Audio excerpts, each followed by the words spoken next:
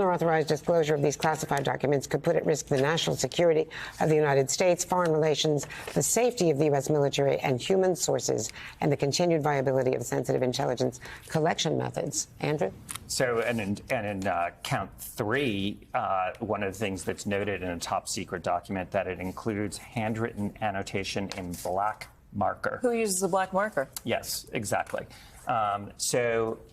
This is what we're all sitting here today. I hate to say this, but we're all going to become experts in SIPA, which is the Classified Information Protection Act. Which was, Katy, your first question. No. Yes, because we had a long conversation about it yesterday on my show. Exactly. So this is exactly what it deals with, is how to get this information, because you do have to have public information that goes to a jury, and the public has to see it, and the defendant has a right to see it, and defense counsel. But it's a way of dealing with that without revealing things that are highly sensitive. I mean, two points on that, because we're going to see how they're bringing this case. On page 27, on this very point, you have the most just direct table, and although viewers won't be able to read the words, that's not really my point. It's just you basically have a 2-line table here. Trump's office, which was the object of the conspiracy. You can think of that as where they were hiding the drugs. That was where they weren't initially allowed to search. The Mar-a-Lago office. Yeah, the Trump Mar-a-Lago office. And oops, 27 documents there, which are then broken out across top secret, secret, and confidential. The storage room, which we've heard so much about, a larger tranche, 75 documents broken out over 10 top secret, 36 secret, 28 confidential. And so in this, Andrew, what you have is also the breakdown of what looks to me like Donald Trump's worst nightmare, in that they're inside. They're inside the text. They're inside the legal team. He was doing things that at this late stage in his long-running battles with regulators and investigators, he thought he was getting away with it, and he wasn't. And I just want to read on that point from counts 33, 34. They talk about basically what the purpose was here, and they talk about Trump Attorney 1. Now, Andrew, you said you're pretty sure from the narrative that that's Corcoran, who we know is making these tapes, right? Of course, I just want to point out, according to the DOJ, they're not naming him by name, but they say, quote, Trump attempted to persuade Trump Attorney 1 to hide documents from a federal grand jury. Then the conspiracy. 2, Trump and Nauta misled Trump Attorney 1 by moving boxes that contained the classification markings so that Trump Attorney 1 wouldn't find the documents and produce them to a federal grand jury. I'd love, Andrew, for you to walk us through that, because it seems devastating to me. That brings us back to here. Again, that's the allegation, and they were hiding them. They were saying the stuff, the drugs, the contraband in this room, we're going to hide it first from our own lawyers and then from the feds. That's pretty bad. So obstruction is kind of a big thing, obviously, here, and you just really gone through it well. But I want to get back to SIPA, at risk of being confusing with all the legal jargon. But if you can't show a jury the content, the actual content of these documents, because they're nuclear secrets, if you can't show them the degree to which they are sensitive, they are serious, they put us at risk, you are asking a jury to trust prosecutors. So the law does not allow that. It's not like the jury is told, just trust them. But here's an argument that would come up in connection with obstruction. The subpoena called for documents that bore classification markings. It doesn't matter what's in it, the substance of it. If the classification markings are there, you're going to be like, that's all that the jury needs to know, because that goes to... But Andrew, to her point, to Katy's point, because we deal with these terms all the time. I cover intelligence. No foreign use on this top secret. That means you can't even share it with your closest allies. No foreign use. I mean, that is extraordinary. But at the same point, Andrew, if you're telling a jury that may not, understand. Yeah. And a jury that might be more sympathetic to Donald Trump than a jury in D.C. would. Or at the very least feel the weight of a former president of the United States being on trial. Do they need to see the breadth of the breach in order to really fully understand what they're doing to a former president, what they're considering for a former president? would meet the threshold. I know we say everybody's equal under the law, but I think naturally people, when they're sitting there, will think, wow, this is a former president. Yeah, so those are great questions, and that is a tension that the prosecution will have. They can obviously decide that there's information that can be declassified. This is all a question of what was the state at the time that this crime happened, alleged crime happened. So they could obviously decide just to declassify certain information and make a triage. That would solve some of this problem. There may be other things, though, where they're like, you know what, we just can't declassify this. I would assume, by the way, a lot of that discussion has happened already. In order for this to be listed, there are conversations that happen. As you know, there have been some espionage cases that never get to court because they decide it's too dangerous to reveal the evidence.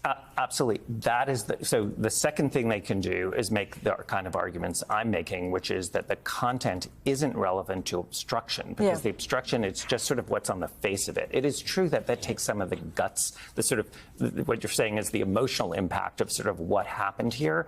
But if you're trying to decide, national security versus a conviction, you're going to be weighing different things. So that's a closing argument. But that's just, that weighing, I am confident what we're seeing here, a lot of that weighing has happened already. Having been in these meetings, there are discussions about which document can we use. And you will have the CIA, the NSA, the FBI saying you cannot use that document. And others saying, you know what, this document, yes, if necessary, we're willing to declassify it for the purposes of this. So the fact that, as Ari pointed out, there are more documents that were found than are actually charged is an example of that kind of triage that's going on, where they're trying to basically say, we have a responsibility to the national security, but we also want to be able to present a case to the jury. Let's go now to Robert Ray, who was with us a little while ago, a former member of Donald Trump's legal team during his first impeachment. Robert, great to have you back. I know you were saving a lot of your judgment until you read the evidence. You now have had unfettered access to the indictment without a camera in your face, so I assume you've read most of it. What do you think? Yeah, I've read it. I mean, obviously, very quickly. I haven't studied it. I think that you are raising the right questions about,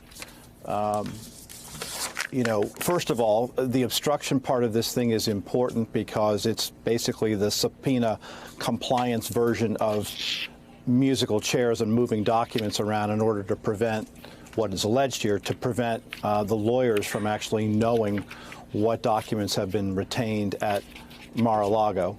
And then as far as the impact of this case, I mean, I raised earlier with you and with others the question about whether or not any harm came to the United States. And that's going to raise the very difficult question that Andrea just dissected about what evidence is actually going to be presented in court, what things are going to be declassified in order, I think, to get to the heart of that question. And that's something I cannot tell yet from the indictment. I want to read a little bit more. This is paragraph 27. It's on page 11, and this is also employees talking amongst each other. And I'll read you the build-up. On April 5th, 2021, an employee of the office of Donald Trump texted another employee of that office, employee number 2, to ask whether Trump's boxes could be moved out of the business center to make room for staff to use it as an office. Trump employee 2 replied, "Whoa, okay." So POTUS specifically asked Walt for those boxes to be in the business center because they are his, and they put this in quote, papers. Later that day, Trump employee 1 and Trump employee 2 exchanged the following text messages. Trump employee 2, "We can definitely make it work if we move his papers into the lake room, question mark. Trump employee 1, "There is still a little room in the shower where his other stuff is. Is it only his papers he cares about? There's some other stuff in there that are not papers. Could that go to storage, or does he want everything in there on property?" Trump employee number 2 responds, "Yes, anything that's not the Beautiful Mind paper boxes," not sure what that is, "can definitely go to storage. Want to take a look at the space and start moving tomorrow morning." So, Robert, what this has and what we've been discussing is real-time evidence of Donald Trump's directives, either in audio recordings or in real-time conversations that employees were having about Donald Trump asking them to do X, Y, or Z. And again, that will, await what the trial evidence looks like to see whether or not the government is able to prove beyond a reasonable doubt that those directions and instructions and the information he was receiving is something that you can assign intentionality to. Again, I've read it. I see what is alleged. But ultimately, it's going to be about testimony that would be presented at a trial when that trial happens. If you were defending him at trial, what would you be saying? Well, there's all sorts of reasons why things in documents would be moved around, not necessarily all of which are reflective of criminal intent.